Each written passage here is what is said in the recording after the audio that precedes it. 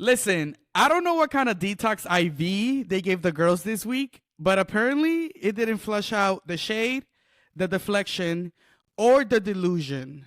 Ooh. We, honey, we got license drama, studio shade, a brunch that was supposed to be peaceful, but ended up being one troll away from chaos.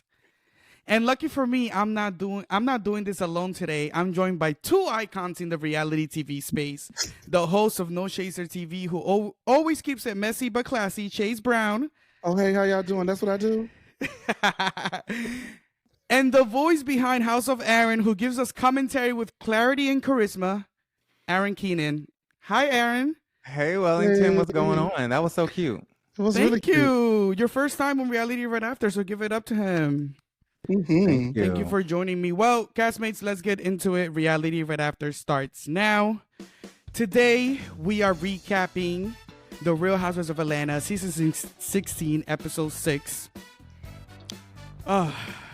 Episode 5 was such a big episode. Also, I think there's something poetic about the fact that it was episode 5. Like, I don't know. Like, that entire situation was a lot. And before we get into the follow-up and what happens after episode 5, I wanted to get both of your reactions about the fiasco that was the Kenya Moore hair spa opening, and your thoughts on what went down, Aaron. Oh, I gotta go first. I felt like it was a very unfortunate situation, and I kind of feel like it's a lose-lose situation as far as, Kenya is concerned. She obviously lost her job, but then you have Brit, who is left onto the show. And I don't know. I feel like, of course, Brittany Edie should have never brought up the pistols. I think we can all agree to that. Mhm. And those things. But I just have a soft spot for the underdogs. I have a soft spot for people who are misunderstood. And I just kind of feel like, I don't know. I just want people to give her a chance. And when you say her, who are you referring to? Brittany Edie. Yeah. Okay. I feel like a lot of the fans, even the ladies onto the show, I feel like she's receiving so much backlash from every, area. Mhm. And I just kind of feel bad a little bit. I don't know. That's just me. Okay. Well, Chase, what are your thoughts?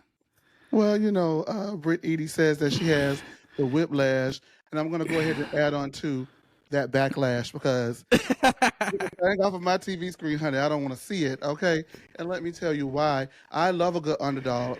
I'm not a big Miss Quad fan, but season 1 Miss Quad, Mm-hmm. when all the MFers won't be out of the cast and don't stand there and lie. Be a real MF and stand on your, word and all that stuff. When Carrie and Toya wanted her out of the group and Simone didn't know who she was and Jackie thought that she spoke a different dialect and she was her best friend's pet. I love Clock a good it. underdog story. Don't get me Mm-hmm. wrong, right? Brit's not giving me underdog because I don't think that an underdog, in my opinion, would put themselves in the situation that she did. Unfortunately for Brit, where the story loses its luster is, even as she went on Watch What Happens Live, we'll get ahead. I don't want to jump too far ahead, but the story Yeah. loses its luster for me because, unfortunately, the things that she has been able to voice that Kenya has done to her, we didn't see them, and all we've ever seen was, complimentary at times, hugs, this and that. We can get into that as well, but we haven't seen the villain that she wanted Kenya to be. We saw Brit make up an issue in her mind due to preconceived notions, and that's a quote unquote from Brit. So as far as that's concerned, that's one thing. However, with Kenya Moore, she went way too far. She has a history of going way too far. And the antics that she pulled are very reminiscent to the antics that she would have pulled 10 seasons ago.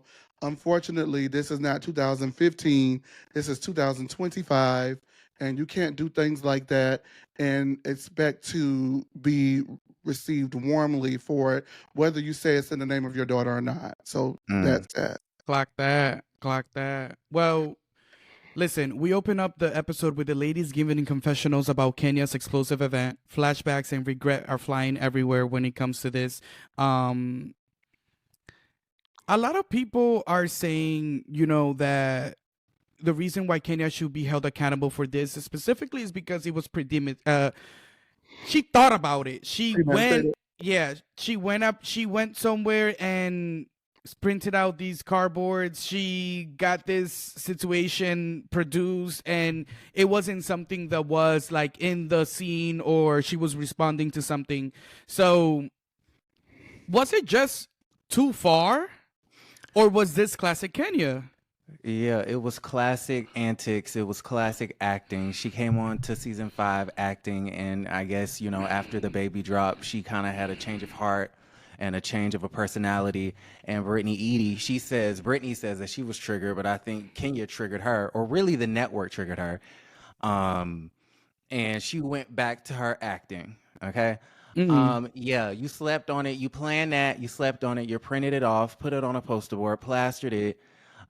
Came up with this whole evil master plan, and it flopped, and she looked very silly.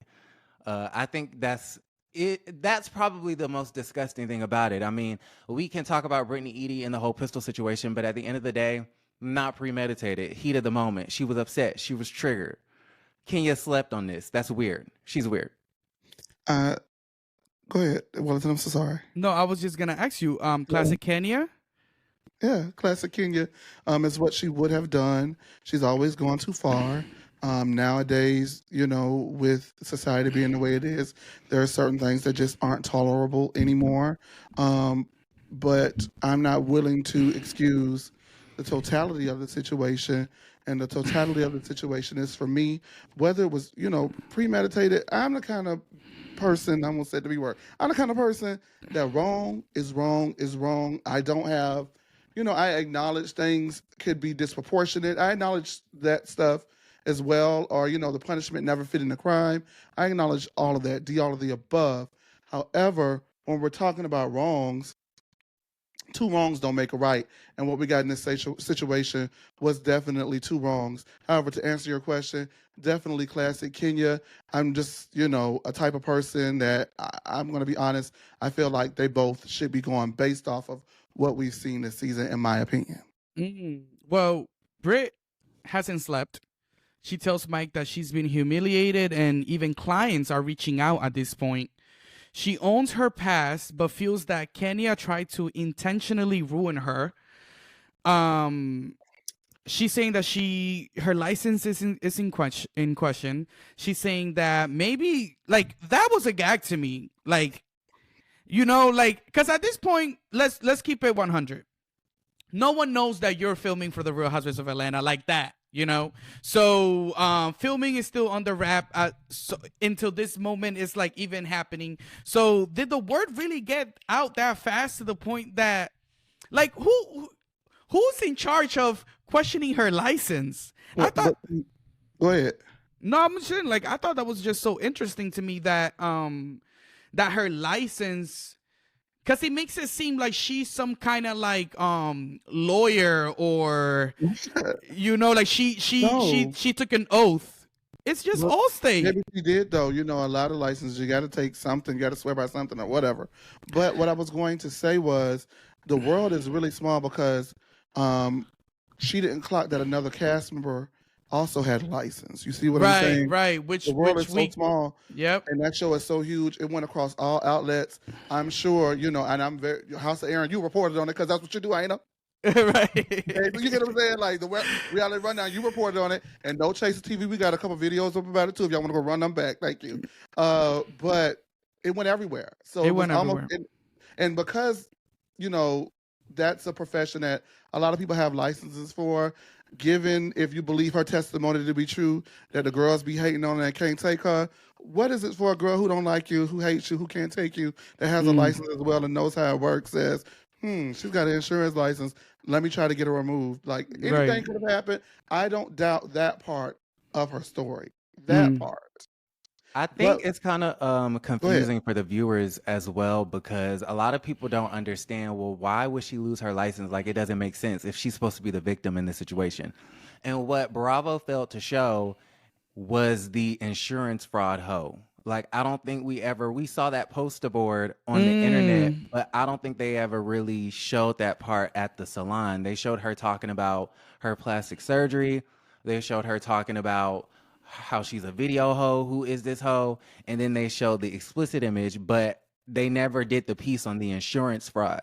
And so I feel like they should have made that connection because it's not connecting. They should have connected the insurance fraud situation to Even, the I license, mean, because it seems kind of random.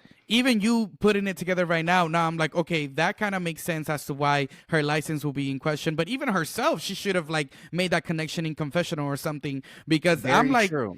you know, I'm like listening to it, and I'm just like, what? Like, who cares what happened down at Kenya Moore hair spa? Like, what? I But understood. And I yeah, go think ahead. I'm sorry. No, go ahead. That's one thing that kind of irritates me about Brit is I feel like she doesn't make the connections, and she's not thinking about this from a strategic reality television standpoint. Even when Angela, clocked her tea or clocked her on a lie, you can tell, I guess, from looking at it, I think Brittany was offended because in her mind, she's thinking, oh, Angela's trying to call me a liar. But she never verbalizes that. She just goes from red light to green light. Right, And we right. don't see the process. We never see a buildup. She never explains her thought process. You see Brittany always go from 0 to 100. And I wish she would be more methodical when she's filming and try to get her thoughts across more clearly, because I don't think it's coming across. I feel like she's very misunderstood. Well, Aaron, I think you have to have the range to do so. Oh, Listen. Kelly comes in to support. She surprises Brit with a nurse for IVs, bad bitch minerals included. She's shocked at Kenya's behavior and believes he was targeted by Kenya. She says, I've never seen Kenya act like that. Porsha and Angela and Kelly gather later at Shamia's. Porsha says Kenya has crossed the line. Angela brings up Porsha's shady Charles comment and tells her, like, listen, like, that also brought me the wrong way. Specifically after Shamia's mother kind of like got them together and told them, like, listen, like, y'all cannot be doing this to each other and destroying each other's lives over this show. So please get it together. Angela didn't really like the joke at all. She felt like it wasn't funny. because there's some truth. I was just about to ask, is Angela holding Porsha accountable, or is she being petty? I don't know what Angela got going on, but there is something weird about that marriage. It's fishy. There's something definitely off about the marriage. The off thing, most likely, to me, is that she hasn't divorced him yet. You got your Bravo check, girl, run like the wind. But other than that, I don't care if we going through it or not. That's my man or not. It's weird to anybody or not. Don't joke around with my man, especially when you're the last person to talk about anybody's man. I wouldn't even want Porsha to have my man's name nowhere around her lips because, you allegedly may steal him. We don't know this. So for you, my man is off limits. Don't even joke about him, because the last person we saw who man you joke with, you ended up marrying him. So I don't think that if I was Angela, I'd be like, girl, yeah, don't play with me. And I am all in support of that. I'm waiting for someone to use that read. And to be completely honest, I know that when one of these girls go at it with Porsha, specifically the newbies, they're going to try to use that read because they're itching. They're itching. And I can't wait till Angela does it because she's messy and I live. I'm sorry. It's tired, though. It's tired. We don't care about Simon. Oh, yeah, well, of course. Yeah, I honestly. We don't do care. not She took the man. Yeah. And I wish Porsha would be We don't like, I care. took him and what? Because I mean, this whole thing, holding that over her head, is so tired. it's fun, though. Having fun. Drew arrives at Shamia's house.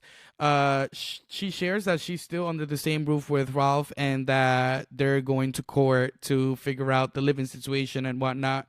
In the same realm, Angela takes it to Porsha and asks her, like, hey, like, how are you doing in your divorce? Like, are you getting the support that you need?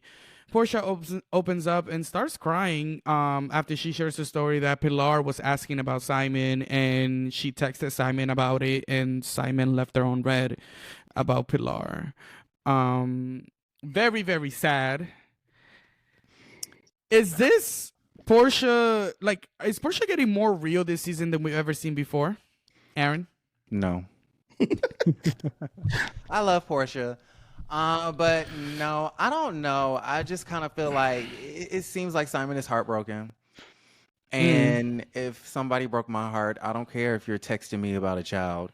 Technically, the child is not his, so I wouldn't text back either. Like, sorry. Like, I just know maybe I'm a little heartless, but you break my heart, you're not gonna get a text back. I saw I saw someone on Twitter make a connection also saying like, why is Portia being so like broken, like heartbroken over this when Pilar's father is very present in her life and Pilar has a father that's there.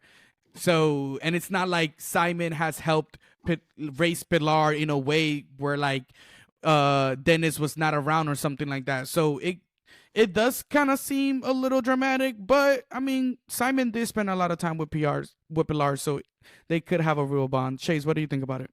What else was she going to film? I mean, children are like that. If they get attached to a person, they do ask where that person is at. But I would think if it's so bitter, messy, and nasty as they're both saying it is between the both of them, what do you think? He just got done, coming off saying that you're not going to film in the house, coming offline, bashing you about something else this week or this day in the press, and then you say, "Oh, I'm angry with you, but my daughter misses you." Like, move on, girlfriend. Yeah, Let's let it go. Y'all been beefing online, and now we want to cry about the kids. It's pick a side. We gonna hate him, or we gonna try to be cordial with him, or we gonna hate him. Like, I want there to be a one-track narrative. And this is about the second time that Portia has kind of reached out to his camp because in an earlier episode she shared that she reached out to his family and they were like, "Girl, we're not getting in it. You're on your own." Everybody's hanging up on her like that flip phone emoji where the guy just like flip, flip. Right. Lord Jesus. Well, Kelly plots a peace brunch and Portia and Drew say that they can coexist. Drew drops the fact that she's Michael Jordan's cousin. Do y'all believe her? Long as she believes it at this point, I don't know what to say about that lady. Aaron, I Did date LeBron. She's related to a lot of legends. They be saying, I don't know. They was not believing it. They was saying the Drew was lying. We'll see. It's funny to me. Okay. I would be so excited this is 1995, but I mean, hey, whatever. Drew is just so hilarious to me because she be coming out of left field with some of the most like Random. outrageous stuff, and it's just so funny because she be for real. After this scene, we see a scene from Kelly and her daughter Chloe. They're having a heart to heart, and this was new for Kelly. She's doing yoga with her daughter, and she opens up about her ex Mark. Very crazy thing for her daughter to say, like, listen, like, I'm scared of getting married because I don't want to end up like you. And that's real. Very real. Yeah. I love how her daughter is so open to saying that to her. I like the relationship she has with her children. Yeah, I felt like that was really dope for her to open up, to even send the article to her daughter. I felt like that was interesting. Yeah. She seems to have a very open relationship, and her daughter seems to have a very open dialogue with her, which, I mean, at least you know where your kids stand and how they feel. Chase, what do you think about this scene? I'm so glad children now have the language to verbalize how they feel. I'm not an old bitch, but, I'm older. And so, when I grew up, I felt feelings that I was not privy to the language to verbalize to my parents, or didn't necessarily always feel like it was a safe space. So we saw her, A, have the language, B, feel like it was a safe space for her to present that to her mom as openly, honestly, and bluntly as she did, and her mom not weaponize that against her, but encourage her and support her through her feelings, which was amazing to see. Yeah. By the way, must admit. And I also want to just quickly add that what she's feeling is some horrible things to feel. The man that has raised you longer than Simon's raised PJ acts like he wants nothing to do with you once he's free. So he's been locked up all of this time. He's free, and you would think that he would prioritize his children or those he considers his children. But to know that he considers your other sisters as that and not you, and you arguably may have been there with him the longest, that's definitely hurtful. And then to see your mom struggle through relationships and recognize you don't want that, and and now you possibly don't want love at all because you've seen that it's some powerful stuff. So big ups. I know people don't look at it as powerful, but coming from like the era I grew up in, black households, it just Yeah. was not No, I think that. it's very powerful. I think it's important to see mothers having these type of conversations. That this dynamic between a parent and a child, and I think it's dope. So shout out to Kelly for showing this side of her life, because it must not be easy to be open about this. And while she's the one controlling the narrative of her divorce, who knows what's going on in her life for real? But because this divorce seems messy, the fact that she has to walk around with a security guard is not small.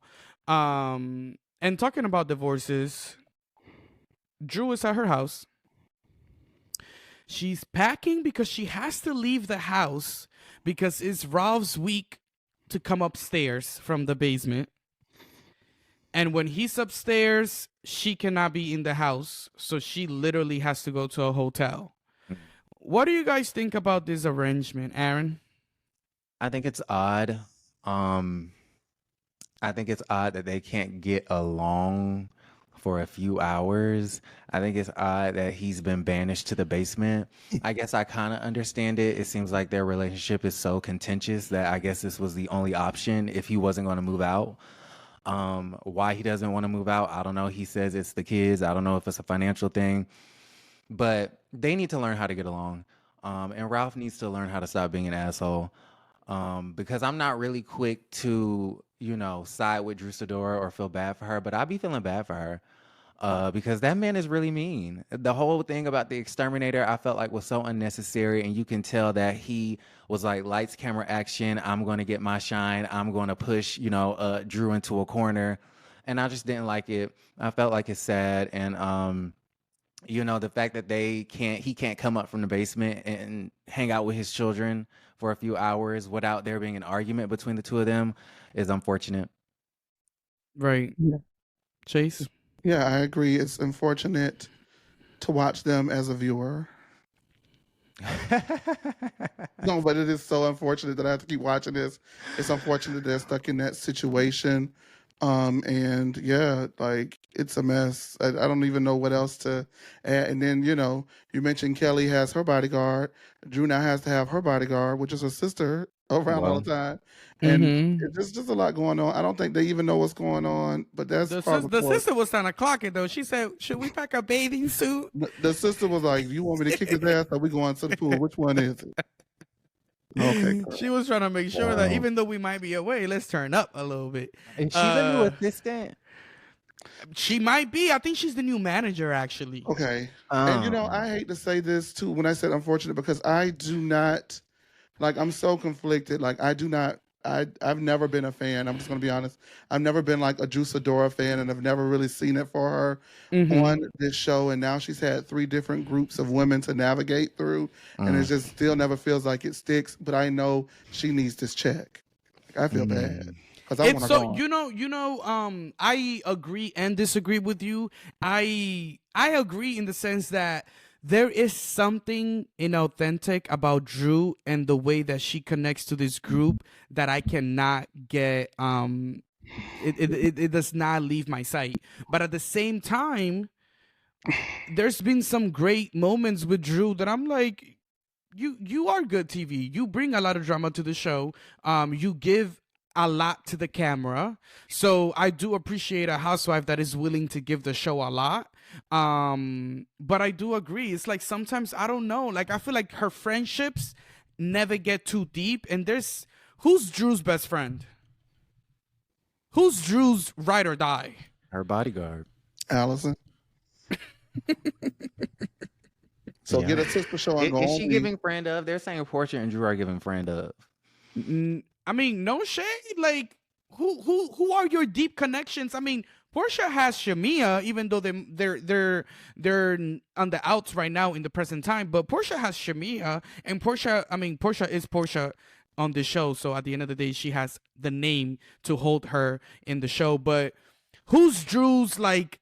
Where are her roots in the? Kenya, I guess. I guess. That's That's why Edie had to go off because she immediately knew, okay, you're Team Kenya next. She's the only one that stood around to watch the porn. Well, ooh, I can't wait to get to that. But what I did want to say was, Drew definitely gives friend up because she's in not in scenes or she comes late. I don't notice it, and then like when she's in the scene, the girls are talking about like heartfelt divorces and like how they're moving forward with the rest of their lives, and she's like on the side like yelling like shit that has no relevancy. What did she say in the first? Oh, I'm Michael Jordan's cousin. And it's like you're like we're talking about divorce, Right. like And and so. and and she was asked the first question about the divorce, and I think they set the scene for her to open up and make it about her. And listen, can Portia was there ready to, if you're not gonna give the producers what they want, honey, let me cry. I'll give it to them. But I Yeah, agree. her moments keep getting hijacked. Even with the whole storyline, like with Shamia and her music, I feel like okay, this was supposed to be Drew's story, which is why she hired Dennis because she knew working with a regular producer in Atlanta wasn't Mm-hmm. gonna come of any storyline. And now she sees Shamia doing her thing, and it's just kind of like I feel like her moments keep getting hijacked. Very well. You put that perfectly there because studio sessions and song shade. Shamia's in the studio with RL from Next. Angela and Drew are joining her in the studio, but the tension is kind of thick between them. Shamia brings up Portia's shady comments about her song. She did not like the fact that Portia was kind of like talking over her when she was playing her song and even trying to like, it was a little shade that Portia was like, "Is that Drew?" Um, Shamia did not like that at all. Was it shade or did y'all actually think Portia was confused? Chase. Shade. Mm. Aaron. I think it's shade, but it's fake shade. I think this entire rift in their friendship is totally made up. Oh, I hope. Just like how Mm. Portia feels like Drew and that Dennis situation is made up, this rift in their friendship is totally fake. And every week I am convinced more and more. Portia, they like to say, I think Angela said on this episode, she has a bird brain. A lot of people may think that, but I think Portia does what she does and says what she says on purpose for a certain outcome because she understands the narrative that surrounds her relationship with Shamia. She Mm-hmm. understands that everybody feels like she's jealous of Shamia and that Shamia has been in her shadows and that she's a terrible friend to Shamia. And so if you're cognizant of that, why would you go into this season blatantly being a bad friend? Being late to her party on purpose, hijacking her moment with a Rolls Royce on purpose, purposely talking over her song, and you keep saying it's Drew because it doesn't even make sense. Why would Shamia be playing Drew's song? That literally makes no sense. Right. I think Portia, I love Portia. I hate that I'm going against my good sis, but I you mean, it's know, it's it's analysis. she don't have no house. Simon don't want, her to talk about him. And so they're playing with she's playing with her friendship with that girl. And I think she's doing it on purpose. In the same way that I think in future episodes Angela is going to play with her marriage. Like they do certain things because they know that it's going to turn into attention, more camera time. Because it's no way that you're just being that shitty of a friend just naturally. I just don't believe it. Well, they better stop all that playing before they play themselves into the real thing because, a lot of times it just started out for TV and now they hate each other's guts Yep. for real. Yeah. So I wouldn't play with my institution like that. And if Portia really planned this out and this is all a ruse, then she is a trooper more than I would ever know because her personality doesn't give me that she would set herself up to willingly be the villain like this. You know, I'm inclined to believe the theory, but that mama threw me off with that bad advice she gave her. Watch the friend. It's great advice Mm. for a friend that is like that, for a Yeah. friend that is messy and really trying to cause division in your life and in your household.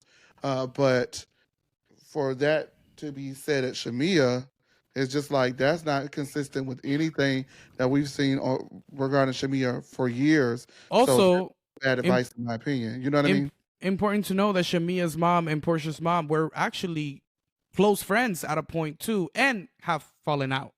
My mama be So knocking her mama door. it's Hey, very mom. interesting to hear Portia's mom say that for sure. What do you guys think about Drew saying that this music is gonna help pay for Pilar's college? She's delusional. She must want to She's get. She delusional. really wants to get beat up. Like, yeah, first off, you don't talk about nobody's child like that. Like, oh, this is going. the non-mother to a child is gonna pay for your child's schooling. Like, okay, that is actually worth Porsha cussing you out over. Number one. Number two, yeah, we know how the music industry, TLC taught us about the music industry, and it's even worse now with the streaming era because no one is really buying albums. And I'm assuming she's independent, so she might be recouping a little bit more money from the royalties because, you know, she doesn't have a big label to go through. And if she's the songwriter, that's even better. But there's not enough streams in this world that's going to pay for Pilar's college. Sorry. No. I just, like I asked earlier, does she want to get beat up by Porsha? Because the lady does not want you mentioning her baby daddy. What That's makes you insane. think? What makes you What think? makes her daughter, your injured child, or your whole daughter? Like, are you crazy? What do you think? Like, I was like, is she? Your injured child and What- your like, what the? I want to say, what the F? Like, what am I watching? And then Shamia, thank God for Shamia, is like, girl, read the room. What are you Read talking the room. about? Read the, like, where was Brit when we needed her? Read the one time I needed Brit, I'm speaking for myself, Aaron, don't beat me up. One time I needed Brit, she let me down because she read the effing room. Because what are you talking? yeah. She needs to be on like OG Roni. Like, that's how goofy she is. No, That was so silly. that was love very hilarious to think that Brit's mom came to visit Brit. Brit shows that she's been doing some renovations in her home with her office. Do we like Brit's office? It was cute. It was cute. So moving on. So she starts talking to her mom about the entire Kenya situation. And her mom comes off very strong about the entire thing. She says, listen, like, don't listen to her. She is Miss USA. And she's supposed to be out here motivating young girls to beat her. And instead, she's doing what she's doing. I think that's a great point, and I'm actually surprised that more people haven't brought that point up, because I thought Miss USA organization, is that the organization ran by Trump or used to be ran by Trump? He used to own the Miss Universe pageant. Okay, well, But they're connected. yeah, I feel like that sort of behavior is unbecoming. Like Cynthia said, that's beneath you, and it's kind of giving maybe you need your title stripped. Like low key, because that's disgusting. Like, you are supposed to be, not saying she's supposed to be a role model, but like the purpose of the Miss USA, I thought, was so that little girls can look up to you, and because, you know, That's definitely once you one of the win, things you that, become a community leader or whatever. Yeah. And so the fact that you're out here trying to embarrass someone with their naked photos and intimate moments is just, that's gross. It's really gross. It's really disgusting. Well, I just want to say, anytime there's a Brit, Edie, pity party, uninvite me. I just don't want I hate it. I hate that I feel this way, but I can recognize the situation, the reaction to the situation that she started. If we look at the totality of the situation, is messed up, because it is, right? It was all of the above horrible, but I really think that she's playing this stuff up for sympathy.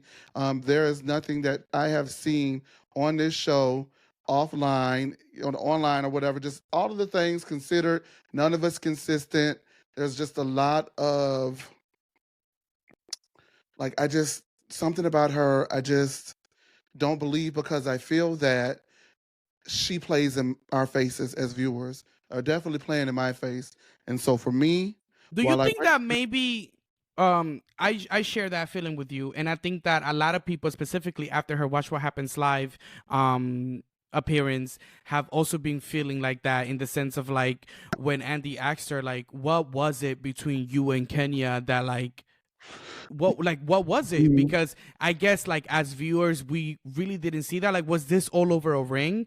And my question to you both is, do you guys think there was other things that Yes. were left in the cutting room that we didn't see between Brit and Kenya? I hope so.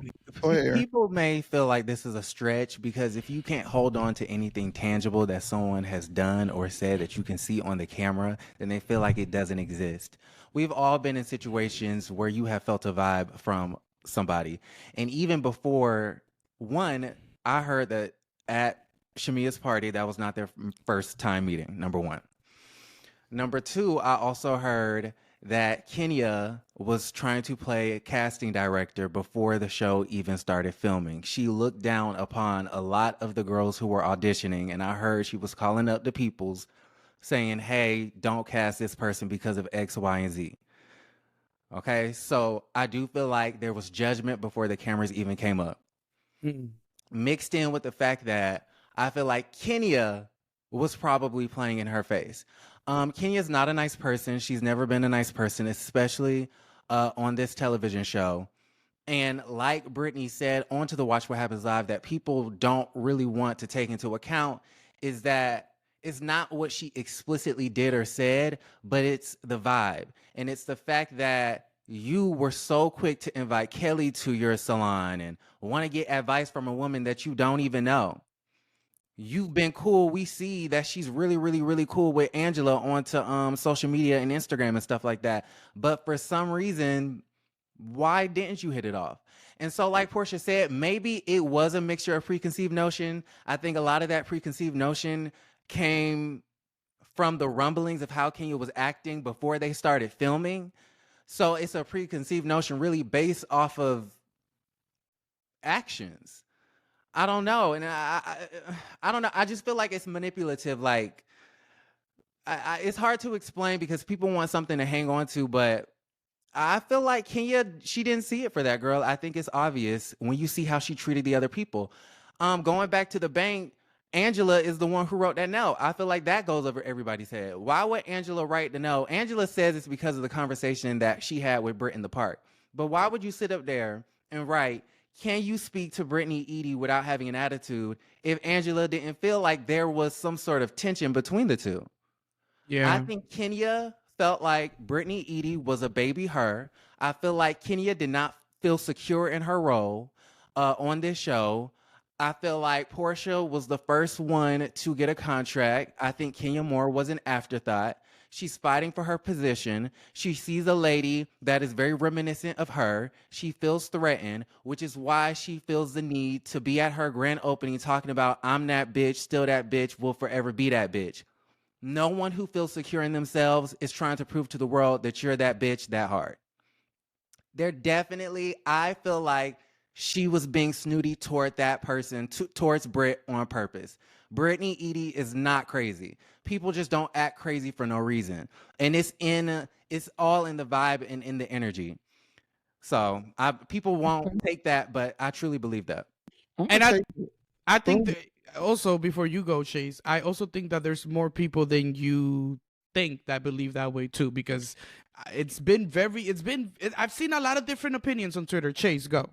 I was gonna say I'm willing to take that. Maybe you can't necessarily see that somebody is being nasty towards you, but you definitely can feel it. I mean, I've been in rooms. I've been the bitch that's done it. So like I've been on the giving and the taking. I'm not telling you I don't like you, but I don't like you. You know what I mean? So I don't discount that at all from Brit.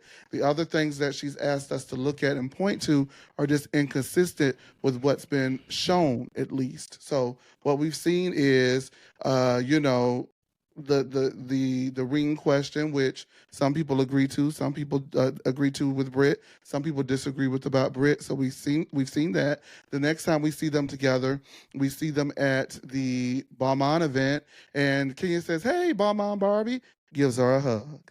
Then we go to the bank, and Kenya comes around the room, gives her a hug, and now it's, I told y'all I want that woman to stop playing with me, and she didn't give me a hug tight enough, and it was just a pat. So now I'm on that ass, and it's like, for what we've been asked to look at, if you're telling me this is the reason why and you've also admitted that you have preconceived notions, so throw that in as well. But these are the reasons, the tangible reasons that we have been given, that we're supposed to look to and say, okay, yes, Kenya is doing this to this girl to me, in this little square right here, it did not align for me. I did not see that. So because you have a preconceived notion, because the first thing you've told us is that girls have hated on you out of the blue for absolutely no reason, you may have been coming in to think that you were coming to take somebody's spot. Because I feel that looking at the way that the three new girls came into the scene and picked their beefs, they all felt unnatural to me. I didn't think Kelly's with Porsha was natural. I didn't think Angela's with Shamia was kind of natural. It didn't really seem like, it felt odd to me. And the one with Brit and Kenya feels odd to me. So it's like the production team, if we're going to say what we feel like production may have done, put them to the side and say, hey, this is your girl this season. Now go and get to work or whatever. I don't know. Maybe they had discussions about it. It's just the way they went about it or has been presented has all been weird, in my opinion. However, it's just nothing that Brit, for me at this point, is going to be able to give that I can take to make me feel that way. And she didn't play in my face officially for Watch What Happens for Me. When she played in my face officially to me was at the bank when we do hear her mentioning guns, and then she releases a statement days later saying she never did so. To me, I took that as disrespect and playing in my face because I heard you say something and now you're saying you didn't say it. What's that about? And then when we watched the following episode, she's going around to all the cast members apologizing for it, shrinking herself. Here you go, Kenya, here's your flowers. Okay, you want me to leave? I'll leave. It's so inconsistent with what I have seen through this 5 or 6 episodes. Episode 1, Brit is not allowing Kenya to just give her the cold shoulder and put her out of a business, whether it's hers or not. So to me, it's just been too much for me to question. I don't want to see none of it. I'm over it. Interesting. Oh my God. Well, And I'm saying inconsistency politely because I want to say lies, but I don't want to do that. but I think it could be a little bit of both though as well, because if I hear that someone is behind the scenes trying to tell the girls who to hire and who not to let audition and don't get that girl on the show, then when it's my time to film an audition, I'm already coming off with a certain situation because I heard that. So I could see how like those two situations But could she lead played into that each wrong other. too, Wellington, because if that's the case and I got the job anyway, despite the OG not making me not wanting me to have it, the first thing I do in that scene, hey girl, what's up? Yeah. Right. You want me. So my energy would have been different. I wouldn't have gave a damn if Kenya spoke to me or not because you didn't want me here. Yet I'm still here. Word to teach a gamble. Girl, I please. agree. Right. Played that wrong too, in my opinion. Go ahead. I agree. Well, I was gonna talk a little bit about Porsha and Shamia's scene, but it really wasn't really anything out of the blue. They met up to talk about. I think the reason why production added this scene is because you clearly see that there's tension between Porsha and Shamia. You clearly see that there's something there and that they're not functioning normally. Even their keys are not really keying to me. Like I didn't even laugh a little bit during this scene. So should Porsha what should Porsha do in this situation? Do you feel like she's clocking the fact that Shamia is not happy with her? Not sure, but I am a bit disappointed in Shamia. I feel like if this was real life, okay, you feel a ways about your friend, but you know your friend is going through something, so you're going to give them grace. So for real life purposes, I think that's great. For TV show purposes, I just kind of feel like, girl, like everybody, half the cast is going through a divorce, okay? And so I'm not about to not bring up something just because you are going through this. Like, if this is what you're feeling, I wish she would just say it. Like, let's get the elephant. What is it? Something about the elephant in the room? Let's talk about the elephant. Yeah, talk about the elephant in the room. Yeah, I was disappointed in Shamia. Maybe, do you think it's because Shamia doesn't want to seem like she came on this show to break off her friendship from Porsha? And that's the hesitation as to why she hasn't brought anything up to her. Chase? I don't think that she came onto the show to do that. I don't think that was the thought in her mind. You know what I mean? Like, I finally got the show. This is my best friend. You know, we're going to rock it out, even though I don't know if she recommended me like Candy has done consistently throughout the years. Clout, that's he. But my advice to Shamia as a overall would be just get better friends, baby. That's the advice. Get them better friends. And I think that, you know, she does show grace. It's almost like that family at this point. And sometimes you speak when you do, and sometimes you don't. Um, but it seems like your first question to Aaron was, is Porsha aware? No, because Porsha is in Porsha land doing cartwheels and eating gummy bears and stuff like that. Girl, she didn't think about that. So no, but that is the dynamic of their friendship. It seems, Mm, you know. mm. Well, right after the Porsha and Shamia scene, we finally get to the peace brunch that Kelly has put together. Um, she opens up about Mark owing her $10,000 in child support, and also Porsha doesn't show up to this scene. She's sick apparently. Angela Wait, I'm and sorry, Aaron. What did you think when Kelly said, "Girl, don't steal nobody, man," and hung up like that? What you thought about that? I thought that was What you funny. thought? I thought that was funny.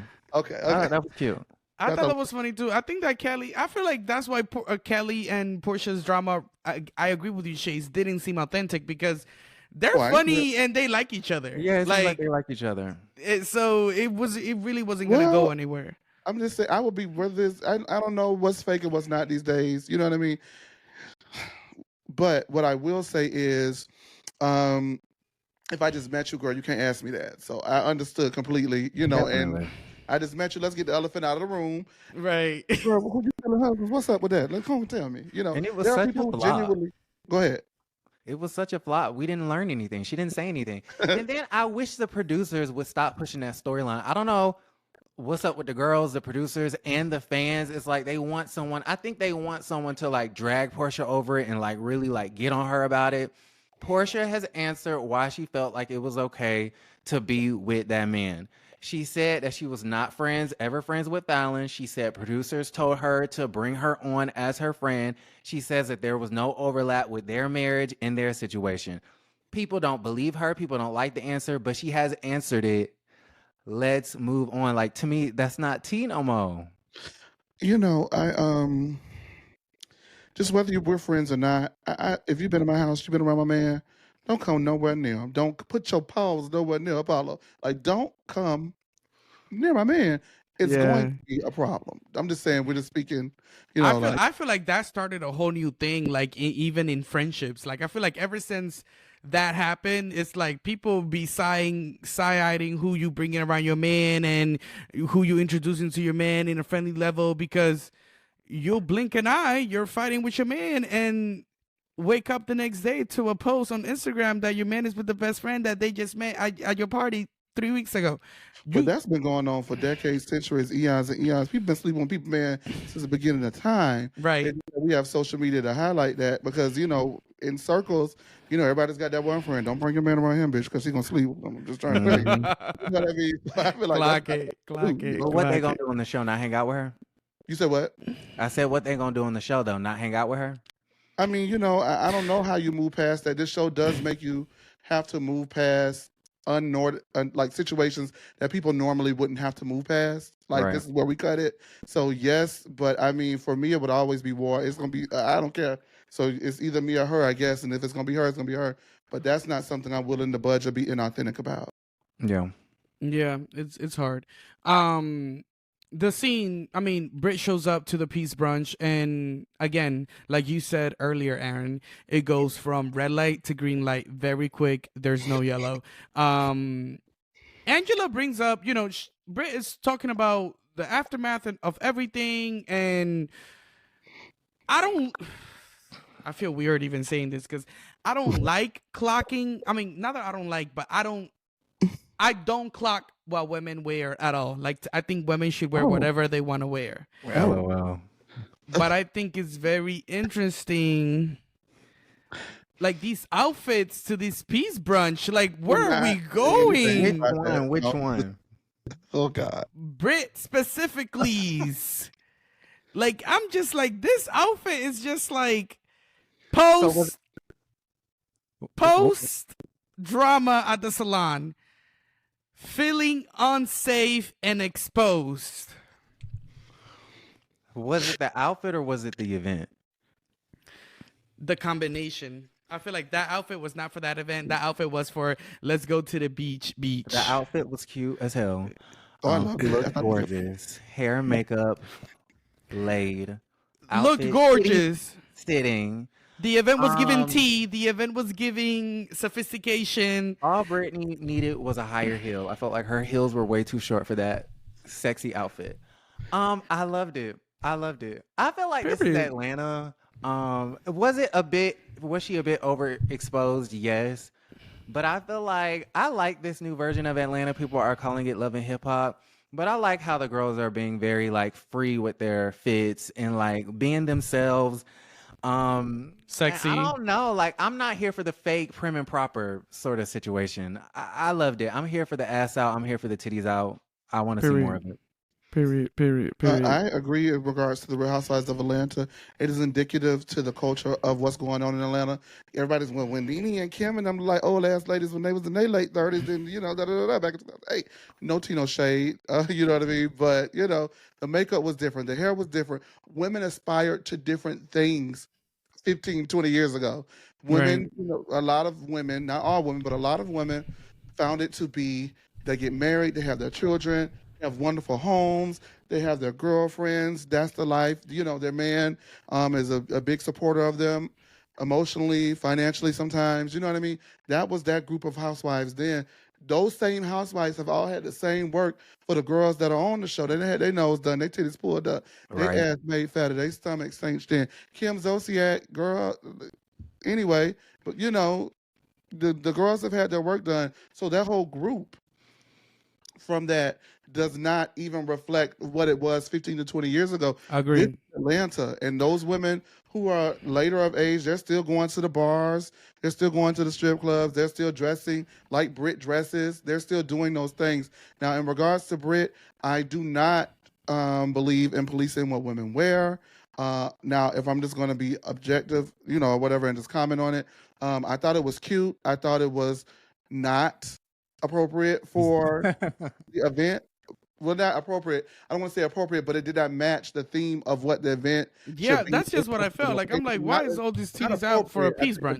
She can wear whatever the fuck she want to wear. You know what I Right, mean? of course, That's her- of you know, big one. course. I did think though that it was Girl, even ironic. if it was my friend, girl, why are your titties out? We about to like. Girl, and well, that's you, girl, but you look crazy. Come on, let's go. But I did think that it was ironic that someone who was shamed, and this is just because what I've learned over the years, not over the years, but I was in jury in the court and they told us things. Anyway, so I find it ironic that someone who is hurt and someone who is, down on their luck, back against the wind, trying to make it, no way to win like Brit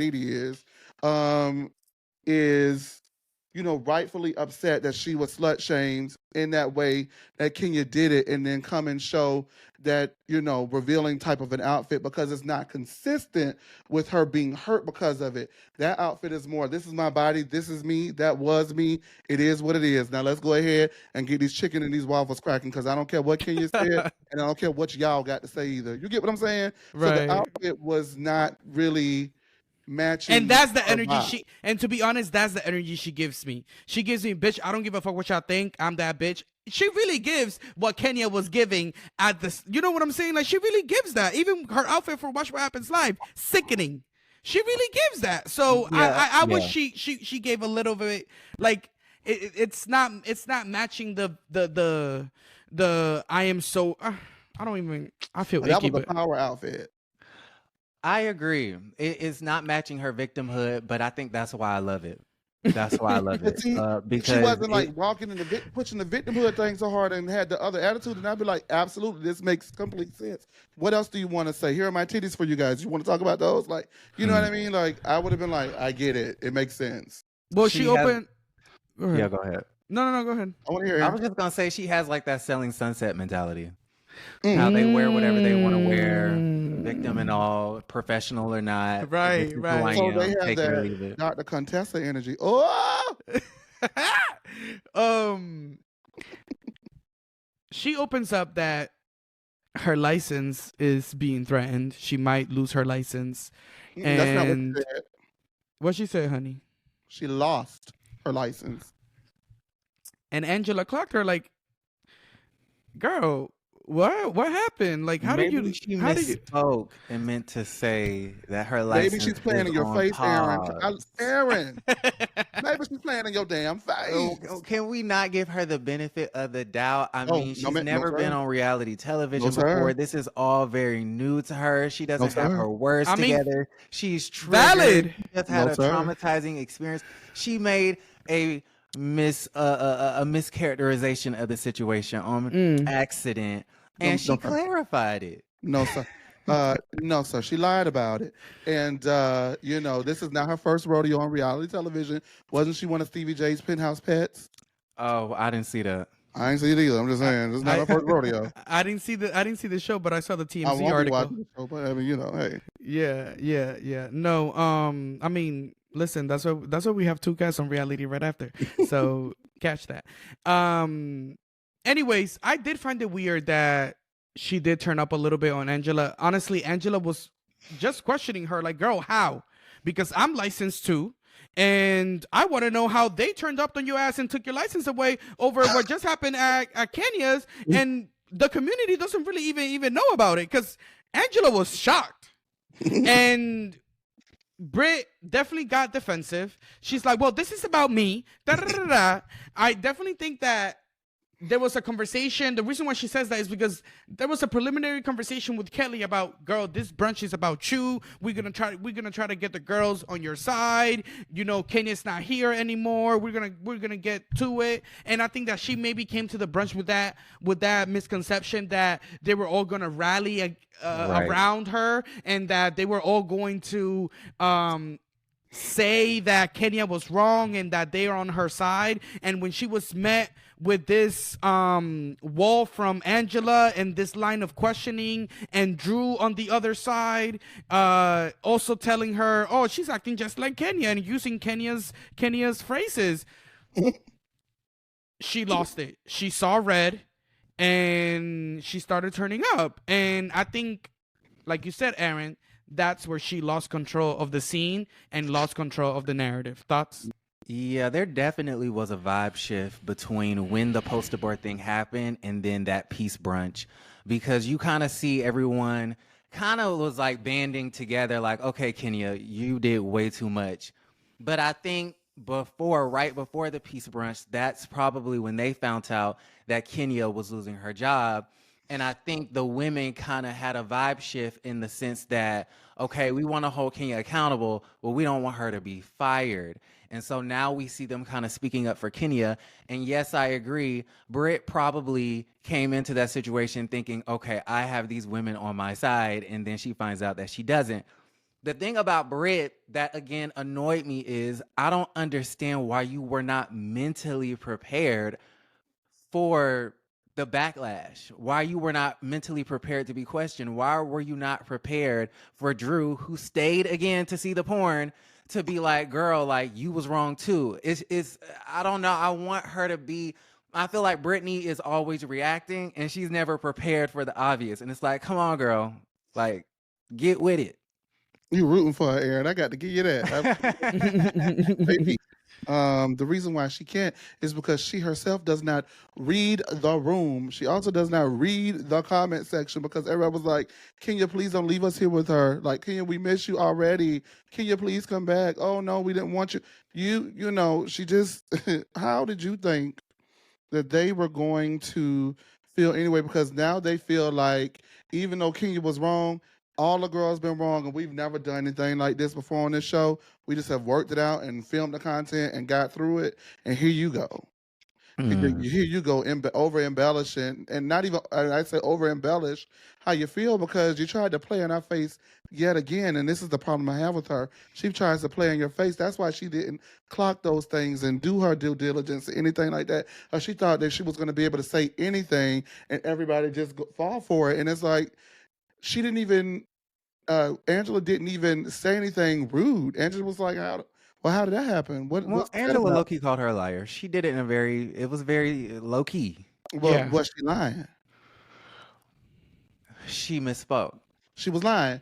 And so from there, now it's read the effing room. And the reason why she switched up like that, Wellington, is because, as I mentioned earlier, she does not have the range to go from 0 to 50 to 100. 0, 25, 50, 75, 100 is 0 to 100, which further, unfortunately, for those who do not like Kenya, kind of lends to Kenya's point. We were talking about this, I called her that, and it went from this to that. So then we see her, and she's supposed to come in, guys, I'm so hurt. She lied in our faces, number one. And number two, she goes and escalates the situation again. Not only does she verbally escalate the situation, she starts going like this when Angela says, you throw the rock and hide your hands. My hands are here, sweetie. My hands are here, sweetie. If that was Porsha would have drug off that bench. You see? But Angela just verbally drug her for the rest of the episode. I love how people call the new Atlanta Love and Hip Hop, and every time y'all mention Porsha getting mad, she's like, she's gonna drag somebody. But I mean, honestly, there was 2 times Patterns. that people played in Portia's face this episode that Porsha a couple of years ago would have been ready to beat you in the alley about. You know what I mean? Mm-hmm. So doing all the hand in the face and just not really having the range to answer the question, because we already feel bad for you if we feel bad for you, but for you to go ahead and try to lie on your license to make us feel even worse, that's diabolical, because now I know that you have the capability to emotionally manipulate me because you just tried it right here. Sorry. You kind of clacked that. I don't like it. And that's why I say, I say my little things that I say playing in my face, i.e. don't, how we talk, but that is what we say now for what I just spelled out the long way for everyone. That's manipulative, and that's deep, and that's dangerous, because if I have a issue with you, now I'm not going to go and blow up you on the poster board or whatever, but if I have an issue with you, are you going to try to do the same thing to me? That's why I'm glad Angela put a stop to it then, because she asked her politely, well, in my opinion, it was shady, but it still wasn't like aggressively shady or whatever. And then, Angela has to clock her later. I thought so. What'd you say? I said I thought so. Like, you know what I mean? Like, Angela, I like Angela. I like Angela. I'm sorry. I love Angela is a great addition to the cast, and she gives shade. She knows when to say. And you know what? At the beginning, I thought she's gonna be a little slow. She might be, very shy, but it's not giving any of that. She's ready for it all. This is what we get when we see someone react in a natural environment. The girl raised her voice. She asked a question. The girl raised her voice, and she went in. Like, I like this kind of stuff. This scene was so riveting and one of the best scenes of the season so far. I agree. Oh my God, I'm so glad that you guys loved it, because when I watched this scene and then you see Shamia bringing it all back and having a very big sister motherly ending to this entire fiasco of the peace brunch, and then them, dancing it out for the episode and the music. I love the way production handled the ending of the episode. Question. Where would you like to see Brit Edie's storyline go moving forward, Aaron? I want to see. What I'm hoping for is growth. I think Brit Edie is very rough around the edges. I feel like she's very raw. I feel like she's very Atlanta. She is not a typical Atlanta housewife. She's not a typical Bravo star, right? I feel like she's cut from a different cloth, and that's evident in her backstory that Kenya tried to expose and stuff like that. But I also I want to see her grow, and I feel like she has a lot of potential, and I think viewers should allow the storylines to be fleshed out. They should allow for the narratives to evolve, and I feel like we should not be so quick to be standing outside Bravo offices with pitchforks. Let the show play out. Let everything. I feel like we want her fired. We want them fired. We want the old cast back, when you were just saying that you hated the old cast. I just saw somebody talking about, well, Sonya had more ratings. Well, y'all hated Sonya. Now you have a whole different group. Now you hate them. I feel like let it play out, because I feel like there's a growth story there that I feel like has the potential to be even better for TV. And I also feel like Angela, Brit, and Porsha, between the three of them, they're making the season so far, in my opinion. Interesting. Chase, where do you see Brit's storyline moving forward? In the words of Vicky Gunvalson, hopefully off my show. Get off of my show. Who is this new girl? You know, I have not found one likable or redeeming quality in the last 6 episodes from Brit Edie. Just speaking for me in this little square right here. There's just been nothing that I've been like, yes, okay, right, I can work with that. There has been nothing that she has shown me that will make me want to find her redemption. You know, Dr. Heavily is polarizing, right? But remember those 3 seasons in a row where she was like on a spiritual journey and it led to nowhere and she just gave up. People were like, okay, we're willing to go with you on the spiritual journey for at least 2.5 seasons because we love you, flaws and all, right? I don't have that same feeling for Brit Edie. And that doesn't mean that she has to be loud and quick witty and she could be her genuine self. It's just whatever she's presented, it just has been nothing that either viewer latch on to. I have also enjoyed this season. I do agree, let the stories play out. I really am loving Shamia. I'm loving Angela now because she threw me off with that Flavor Flav comment. I was like, well, what you trying to say, girl? And Angela, Shamia, and I like Kelly. Those are my faves so far of the season. And I just think that people need to go ahead and really give it a chance because it's just been fun for me to watch ups and downs. I agree. I think that if I was Britty, where I would want my storyline to go, I know there's a lot of drama with my family and my sisters. I would kind of stop combating the girls and stop trying to be in mess with any of my other castmates. I'm going to try to dead all the issues there and give the cameras family drama because at least after getting the fans, the Kenya fans against you, you need something. You need to anchor yourself in something that people can feel bad about you for. And I feel like with her family drama, You think so? She told her one sister who told her, I don't think that I can connect with you because every time I try to, Mike is somehow involved or whatever she said, as Mike is actively calling Brit, like he does not know Brit is filming a scene with his sister. And then she says, oh, my sister is just depressed and hurt because I got a man and she don't. And then they haven't spoken in months. And she says, oh, we haven't spoken for a long time, but they rallied around me when Kenya had me at my lowest. So you know how annoying that is that we probably most likely stopped talking because of you, and now we got to come back around because of you. Like, I just think that it's nothing redeemable. Do your show, baby. Do your show. There's nothing. Do your show, baby. listen, I was trying to give my girl a big one there. Do your show, baby. Give the show personal story, Aaron. Yeah, I agree. Unfortunately, people don't care about her personal story. I really don't care about the sister thing. I want to see more of her marriage. I think her husband is very fascinating. I've hung out with them in real life. Okay. That marriage, I feel like just like how there's a lot of focus or attention on Charles and Angela, I feel like I want them to fixate on the marriage. The sisters thing, I kind of don't care. Unfortunately, Brit Edie is a work in progress. So, you know, she's going to step in it, I'm sure, plenty of other times this season. Feeling like Marlo Hampton all over again. You know, somebody got to do the dirty work. Marlo would have been great with this cast. This is Marlo's group of girls so bad. I almost feel bad for her. I agree. This is her group of girls. I think Marlo and Sheree would have done great this season. I agree. So to end the episode, I have some general quick questions about the show so far. Who do you think is carrying the season so far? Name one lady. Oh, I think it's two, and it's hard to choose one. But if I'm gonna say who's doing it flawlessly, I'll say Angela. Chase. That is my vote, Angela. Angie, I call her Angie. Oh, Angie. Oh, Big Ange. Big Ange. Who is your favorite so far? Brittany. I just think she's fun. She's Atlanta. She's authentic. She's valid. I don't know. I just feel That's like so let her square. I'm not gonna jump she's your so square. fabulous. Like, I don't know. I think she's just so darling. That is your square, so I'm not gonna be like, why you like? I'm not that kind of a person. You know what I mean? But for me, it started off as Shamia, then it went to Kelly. Right now, the way Angela pressed Brit at that table, oh my God, it's just dreams the housewives are made of. You know, Angela. Who's getting on your nerves? That's a good one. Getting on my nerves. Nobody.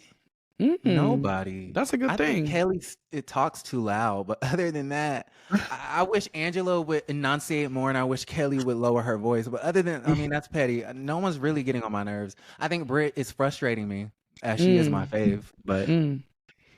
Um, listen, Brit, I don't even give her that kind of power to get on my nerves. Uh, it's gonna be Drew Sidora. mm, It's just I do not care about the divorce. I just want something better for her. I don't know. Maybe she needs to like look into Lifetime and like I don't know. It's just not Bravo. It's not giving. Wow. um, do you feel that the new girls are holding their own, or is it still the veterans running the show? no, the newbies are running Did you see the newbies run laps. that? Yes, the newbies ran that scene that we had, and Yeah. it's the best scene of the season so far for me. Yes. Agreed. Interesting, interesting. Who do you think is the most authentic on camera?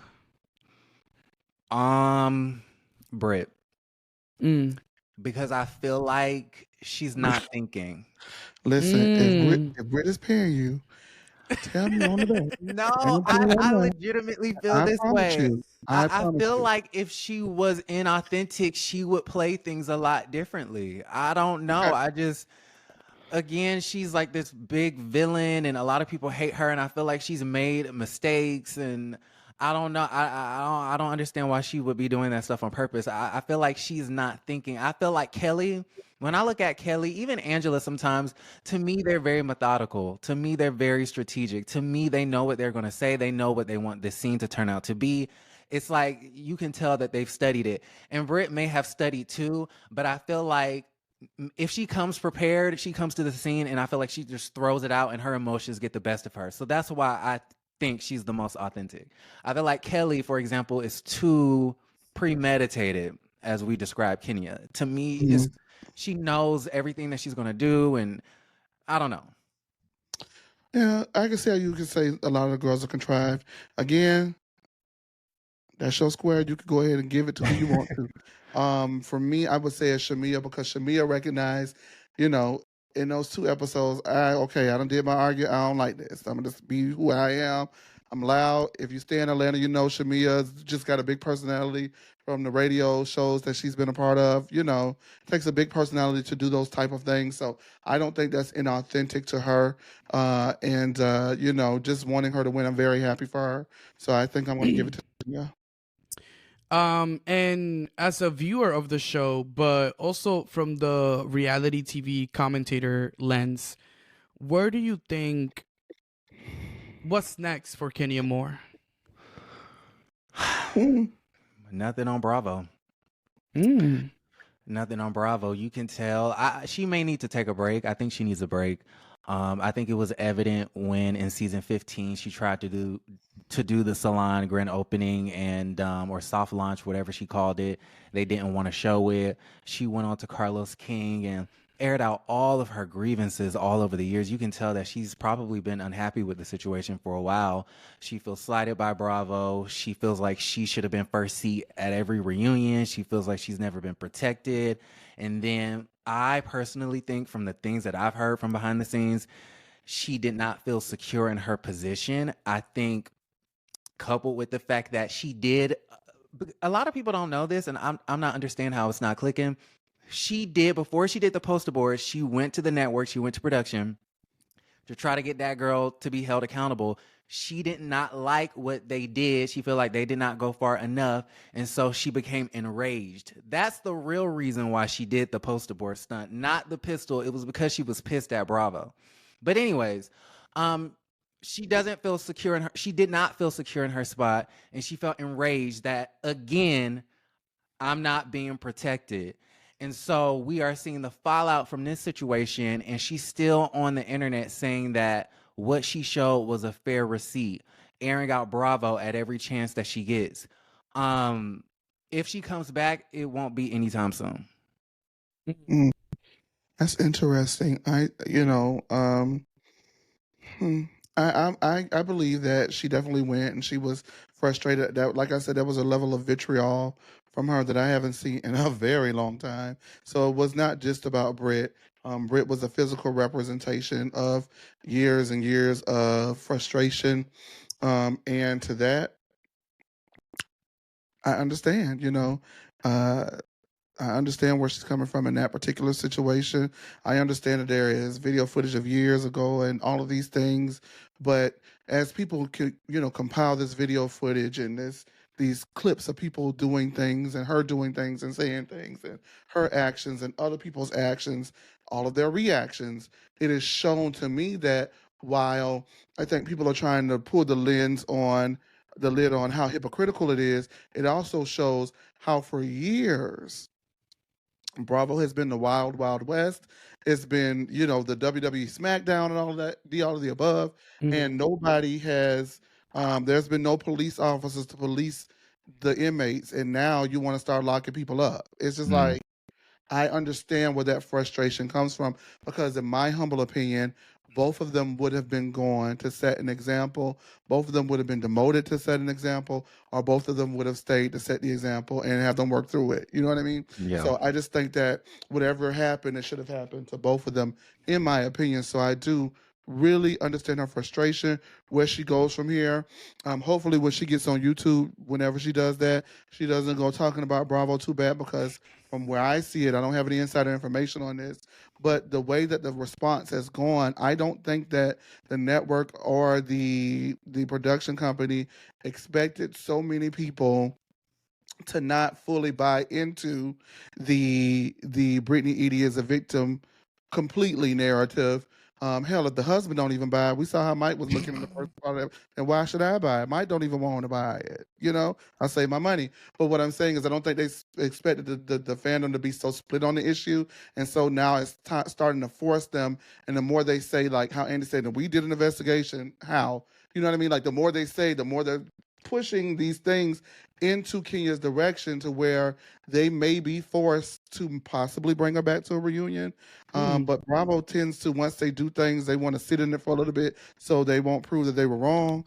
So they may just not bring her back just to spite us. You know what I mean? So you never know. Well, as a viewer, I would love to see her at a reunion. I would love to see a sit down between her and Brit. I would love to see some resolve between her and the network. From what I heard, when they were filming and shooting some promotional materials, they did not want the girls, to bring up Kenya's name. So that lets me know they not feeling her right now. I don't know. Yeah, That's just what I heard. Right. Got a point. Well, and just like Brit's license, this episode is under investigation, suspended, or even maybe revoked. Between Ralph's broke boy behavior and Angela's doing crisis management for Kenya, like it's scandal, the drama is finally clocking in on RHOA, and I'm loving it. Big love to Shays and Aaron for surviving this project of chaos with me. Y'all are the real MVPs, for real. If you laughed, gasped, or said, oh, hell no, at least once while you were listening to this, drop a rating, share it in the group chat, tag us on social media at Reality Right After, and on our new Twitter page, RRA_pod, I think it is. And let us know, what side are you on? Brit versus Kenya? What fence are you riding? Or are you Karen? Are you riding the fence? Shout out to Miss Karen. Oh, no, I gotta put her in jail, Lord. I gotta go. I can't take it. Catch up on last week's Beverly Hills reunion also that we filmed, and our Married to Medicine finale recap that we also did. Those episodes are live right now. And if you missed it, make sure you catching it on YouTube because that's where you get the visuals. Aaron, tell the people about your show and where to find you. Yeah, you can find me on YouTube at House of Aaron, HAUS. Period. Chase? Baby, that's a legendary channel. Y'all already know about it. But you can find me on YouTube and across all social media. No Chaser TV. And yeah. And next week, baby, someone's getting dragged, and we'll be here to tell it. So see y'all next week. I love y'all, and thank you so much for listening. Bye. Ooh.